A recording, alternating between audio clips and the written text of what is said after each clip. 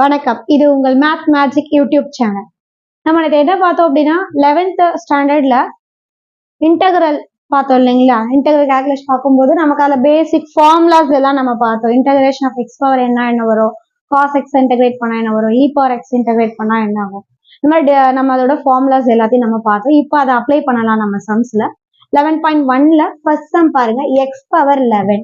இது என்ன மாடல்ல இருக்கு அப்படின்னா integral x power n dx அப்படின்னா நமக்கு தெரியும் x power n plus 1 by n plus 1 plus c. அப்ப இங்க என்னன்றது என்ன இருக்கு பாருங்க, n ஈக்குவல் டு 11. அப்ப இந்த ஃபார்முலால நம்ம ரீப்ளேஸ் பண்ணலாம். X power 11 dx equal to x power 11 plus 1 by 11 plus 1 plus c. அப்போ 11 பிளஸ் 1 என்ன கிடைக்கும் 12 by 12 plus c. Therefore, integral x power 11 into dx. ஓகேங்களா. இப்போ இதே மாடல்ல இப்போ x பவர்ல பாசிட்டிவ் இருந்தா எப்படி போடலாம், x அதே ஃபிராக்ஷன்ல நமக்கு கொடுத்துருந்தாங்கன்னா எப்படி பண்ணலாம்னு பாருங்க. சேம் இதே ஃபார்முலா தான் நம்ம யூஸ் பண்ண போறோம். நம்ம என்ன பண்ண போறோம் அப்படின்னா பவர் டினாமினேட்டர்ல இருக்கிற பவரை நம்ம நியூமரேட்டருக்கு கன்வெர்ட் பண்ணும்போது என்ன ஆகும் அப்படின்னா பவர் நெகட்டிவா சேஞ்ச் ஆகும். அப்ப n வேல்யூ நமக்கு இங்க என்ன கிடைக்குது பாருங்க, -7. நம்ம அப்ப இந்த ஃபார்முலால நம்ம ரீப்ளேஸ் பண்ணலாம்.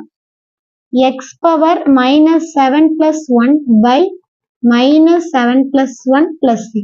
-7 பிளஸ் 1 அப்ப என்ன கிடைக்கும், -6 பை -6 பிளஸ் c.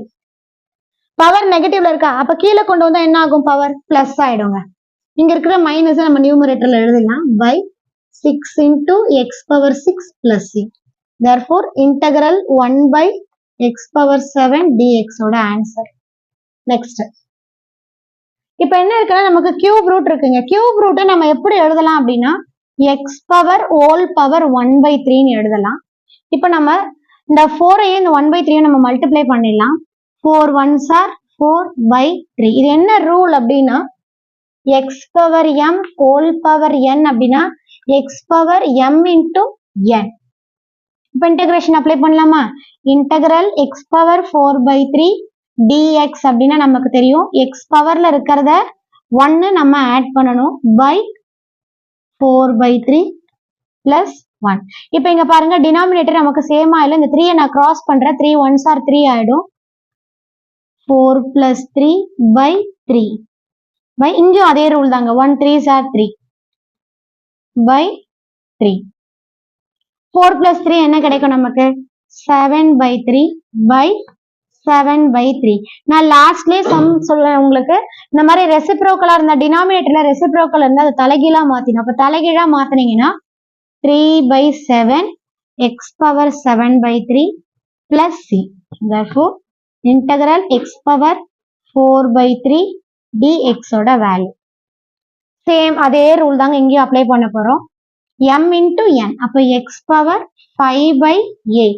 இப்போ நமக்கு இதுக்கு இன்டெகிரேஷன் அப்ளை பண்ணலாம். நம்ம இன்டெகிரேஷன் அப்ளை பண்ணும்போது x பவர் 5 by 8 dx அப்படின்னும் போது x power 5 by 8 plus 1 by 5 by 8 plus 1. நமக்கு டினாமினேட்டர் சேமா இல்லைன்னா எல்சிஎம் எடுக்கணும் இல்லைங்களா. எல்சிஎம் அப்படின்னும் நமக்கு 8 தான் எல்சிஎம். அப்போ 8 மேலேயும் கிளைங்க நம்ம மல்டிப்ளை பண்ணுவோம் இல்லைங்களா, அதை நம்ம கிராஸ் பண்றோம் அப்படின்னு சொல்லிடுறோம்.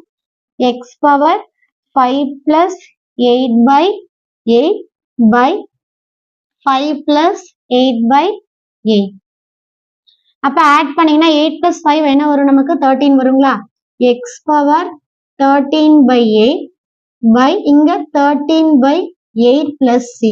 நான் என்னங்க சொன்னேன், டினாமினேட்டர்ல ஃபிராக்ஷன் வந்தா அதை தலைகீழா மாத்திக்கணும்னு சொன்னேன்னா, அப்போ 8 by 13 x power 13 by 8 plus c. உங்களுக்கு எதனா டவுட் இருந்தது அப்படின்னா சந்தேகங்களுக்கு கமெண்ட் பண்ணுங்க. உங்களுக்கான தீர்வுகள் நாங்க கண்டிப்பா உடனுக்குடனே கொடுப்போம். மறக்காம சப்ஸ்கிரைப் பண்ணுங்க, பெல் பட்டனை கிளிக் பண்ணுங்க. அப்பதான் நாங்க உங்களுக்கு அனுப்புற வீடியோஸ் நோட்டிபிகேஷன்ல காமிக்கும். நீங்க அதை கண்டினியூஸா நீங்க ஃபாலோ பண்ணலாம். தேங்க்யூ.